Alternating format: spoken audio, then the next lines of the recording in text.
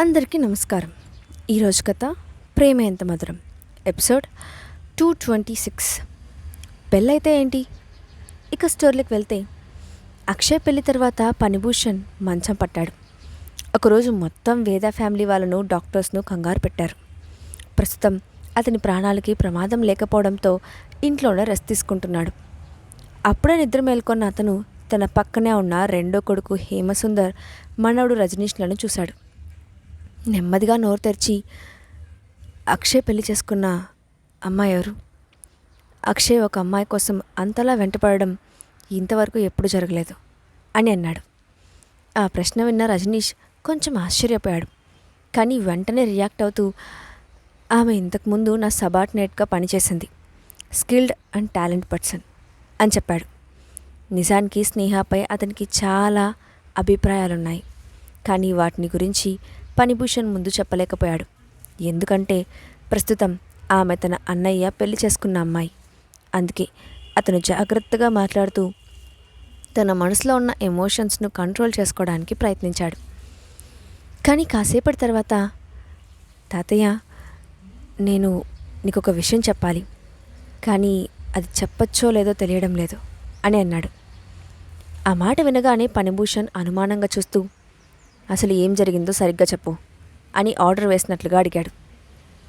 అప్పుడు రజనీష్, సరే తాతయ్య, చెప్తాను. ఆ అక్షయ్ పెళ్లి చేసుకున్న స్నేహ రంగనాథ్ ఇండస్ట్రీస్ ఎండి రంగనాథ్కి పెద్ద కూతురు. ఆమె 5 ఏళ్ల క్రితమే ఈ దేశం వదిలి వెళ్ళిపోయింది. దానికి రీజన్ ఏంటో నాకు తెలియదు, కానీ ఆ తర్వాత 5 ఏళ్ల కొడుకుతో ఇక్కడికి వచ్చిందని విన్నాను అని చెప్పాడు. ఆ మాట వినగానే ఆ గదిలో ఉన్న ఫణిభూషణ్తో పాటు హేమసుందర్ కూడా ఆశ్చర్యపోయాడు. వెంటనే ఫణిభూషణ్ ముఖం కోపంతో పాలిపోయింది. దాంతో అతను ఆవేశంగా, ఏం చెప్పావు? ఆమెకు ఒక కొడుకున్నాడా అని అడిగాడు. తన తాతయ్య కోపాన్ని చూసిన రజనీష్ వణికిపోయాడు. ఆయన తల వంచుకొని నెమ్మదిగా, అవును, నాకు అంతవరకే తెలుసు, ఇక మిగతా విషయాలు నాకు తెలియదు తాతయ్య అని చెప్పాడు. ఆ మాటలు చెప్తున్నప్పుడు రజనీష్లో స్నేహ తనకు దక్కలేదన్న కోపంతో పాటు అక్షయ్ ఆమెను పెళ్లి చేసుకున్నాడన్న అసూయ కూడా ఉంది. అందుకే అక్షయ్ను తన తాతయ్య ముందు సాధ్యమైనంత తగ్గించడానికి ప్రయత్నించాలనుకున్నాడు. రజనీష్ చెప్పిన మాటలు విని అప్పటికే ఫణిభూషణ్ కోపంతో ఊగిపోతూ, ఈ అక్షయ్ ఇలాంటి పని ఎలా చేశాడు?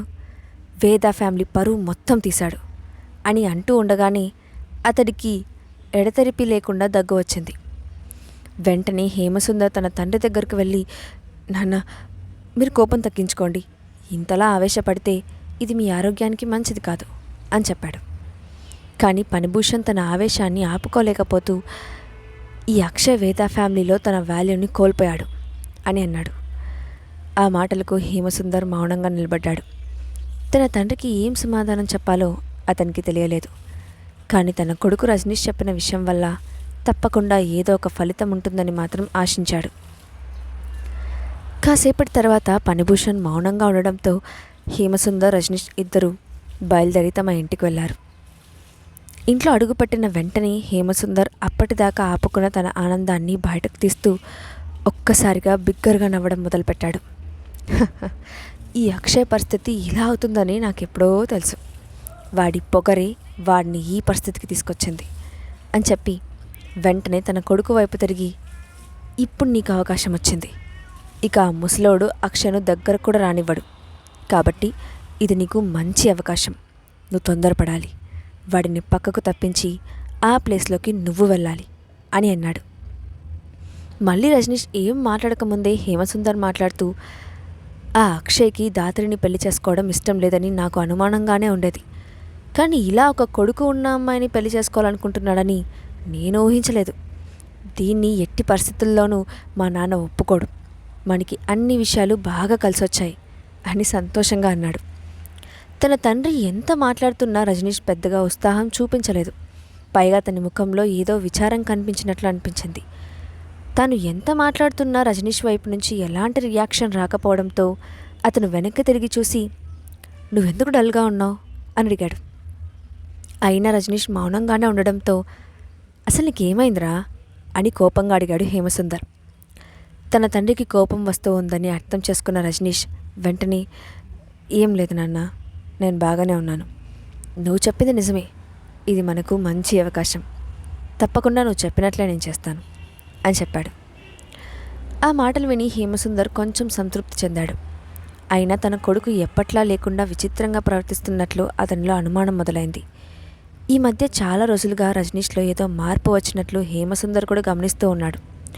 ఇంతకు ముందులా అతను అమ్మాయిలతో తిరగడం లేదు. ఎప్పుడూ ఎక్కువగా ఇంట్లోనే ఉంటూ ఉన్నాడు. అందుకే అతని మనసులో అనేక అనుమానాలు వచ్చాయి.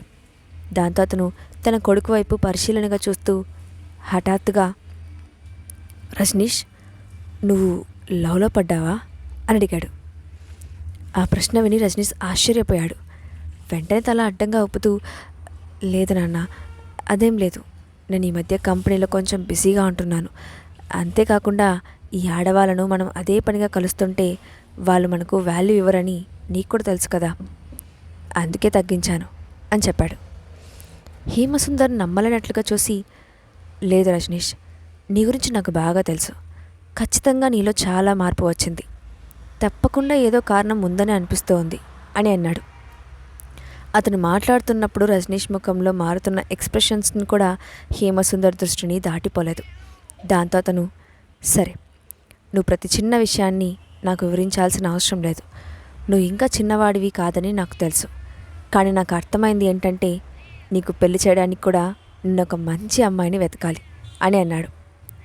ఆ మాటలు విని రజనీష్ తలదించుకొని, నాకు తగిన అమ్మాయిని దొరికినప్పుడు నేనే ఆమెను మీ ముందుకు తీసుకొస్తాను అని చెప్పాడు. కానీ అలా చెప్తున్నప్పుడు అతని కళ్ళ ముందు స్నేహారూపం కనిపించింది.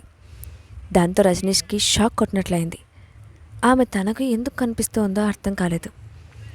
తన కొడుకు ప్రవర్తనను చూసి హేమసుందర్ ఇంకేం మాట్లాడలేకపోయాడు. పైగా అక్షయ్ పెళ్లి చేసుకున్న స్నేహ గురించి మాట్లాడుతున్నప్పుడు తన కొడుకు ముఖంలో వచ్చిన మార్పును అతను మొదటిసారి గ్రహించాడు. దాని గురించి కూడా రజనీష్ను అడగాలని అనిపించింది. కానీ అతను అడగకుండా ఆగిపోయాడు. అప్పుడు రజనీష్ మనసులోనే ఆలోచిస్తూ, ఆ స్నేహకి ఇప్పటికే అక్షయ్తో పెళ్ళయింది. ఇప్పుడు నేను ఆమె విషయంలో తొందరపడకూడదు. ఆ స్నేహాన్ని పొందలేకపోయాననే ఫీలింగ్ మాత్రం నన్ను నిలవనీయడం లేదు. దాన్ని ఎలాగైనా ఒక్కసారి అనుభవిస్తే చాలు. దానికోసం ప్లాన్ చేయాలి అని అనుకున్నాడు. మరోవైపు హైదరాబాద్లో ఫ్లైట్ ఎక్కిన అక్షయ్, యువన్, స్నేహ, అన్నపూర్ణమ్మలు 2.5 గంటలు గడిచేసరికి కులుమనానిలో దిగారు. వాళ్ళు ఫ్లైట్ దిగేటప్పటికే త్రిపాఠి వాళ్ళ కోసం అరేంజ్ చేసిన కార్తో డ్రైవర్ రెడీగా ఉన్నాడు. దాంతో వెంటనే వాళ్ళు కార్ ఎక్కారు. డ్రైవర్ దారి పొడవునా అక్కడ విజిట్ చేయాల్సిన టూరిస్ట్ అట్రాక్షన్స్ గురించి వాళ్లకు వివరించి చెప్తున్నాడు. కాసేపటికి కార్ హోటల్ ముందు ఆగడంతో యువన్ వెంటనే కార్ దిగి హోటల్లోకి పరిగెడుతూ, మమ్మీ, డాడీ, మీరు త్వరగా నడవండి, ఎందుకు ముసలి వాళ్ళ అంత చిన్నగా నడుస్తున్నారు అని అరుస్తూ ముందుకు వెళ్ళాడు. యువన్ అరుపులు విని హోటల్లో ఉన్న కస్టమర్స్ అందరూ ఒక్కసారిగా వెనక్కి తిరిగి చూశారు. అక్కడ అల్లరి చేస్తున్న ముద్దుల మూట కట్టే యువన్ను చూసి అందరూ చిన్నగా నవ్వుకున్నారు. అప్పటికే హోటల్ బుక్ చేసి ఉండడంతో రిసెప్షన్ దగ్గరికి వెళ్ళి తన పేరు చెప్పి బుక్ చేసిన 2 రూమ్స్ కీస్ తీసుకున్నాడు అక్షయ్. యువన్ అన్నపూర్ణమ్మతో పాటు హడావిడిగా గదిలోకి వెళ్ళి రూమ్ అంతా పరిశీలించి చూస్తున్నాడు. అక్షయ్, స్నేహ ఇద్దరూ ఒక రూమ్లోకి వెళ్ళారు. అప్పుడు గదిలో వాళ్ళిద్దరే ఉండటంతో చాలాసేపటి తర్వాత ఏకాంతం దొరికినట్లు ఫీల్ అయిన వెంటనే స్నేహను హక్ చేసుకున్నాను. ఈరోజు మనం ఒక డిఫరెంట్ కాన్సెప్ట్ ఏదైనా ప్లాన్ చేయాలి అని అన్నాడు అక్షయ్. ఆ మాటకు స్నేహ అర్థం కానట్లుగా చూడడంతో, ఏం లేదు, ఈరోజు జర్నీ వల్ల నువ్వు టైర్డ్ అయిపోయి ఉంటావు కదా, అందుకే నీకు మంచి మసాజ్ చేసి నీ అలసట పోయేలా చేస్తాను అని అన్నాడు. ఆ మాటకు స్నేహ చిన్నగా నవ్వి అతని చేతిపై తట్టి, నీకు అల్లరి మరీ ఎక్కువైపోతూ ఉంది అని అంటూ సిగ్గుపడింది. ఆ తర్వాత అందరూ ఫ్రెష్ అవ్వడంతో కిందకు దిగి డిన్నర్ తిని మళ్ళీ పైకి వచ్చారు. అక్షయ్ గదిలోకి వచ్చి రావడంతోనే హడావిడిగా స్నేహను హత్తుకోబోయాడు. ఇంతలో డోర్ బెల్ మోగిన శబ్దం రావడంతో చిరాగ్గా ఫీల్ అయిన అక్షయ్, ఎవరది అని విసుగ్గా అడిగాడు. డాడీ, డోర్ తీ, నేను మమ్మీతో పడుకోవాలనుకుంటున్నాను అని అంటూ యువన్ గొంతు వినిపించింది. ఆ మాట వినగానే అక్షయ్ ముఖం నల్లబడింది. ఆయన డోర్ తెరవడం తప్ప వేరే మార్గం లేకపోవడంతో నీరసంగా వెళ్ళి డోర్ తీశాడు. అప్పుడు లోపలికి వచ్చిన యువన్ నేరుగా తన తల్లి దగ్గరికి వెళ్ళి, మమ్మీ, నాకు నీతో నిద్రపోవాలని ఉంది నన్ను నిద్రపుచ్చు అని అడుగుతూ స్నేహపై చేయి వేసి ఆమెను హత్తుకొని పడుకున్నాడు. అక్షయ్ దూరంగా నిలబడి నేను పడుకోవాల్సిన ప్లేస్లో యువన్ పడుకుంటున్నాడు అని అనుకుంటూ యువన్ వైపు అసూయగా చూశాడు. అతని ముఖంలో ఎక్స్ప్రెషన్ చూసిన స్నేహ చిన్నగా నవ్వింది.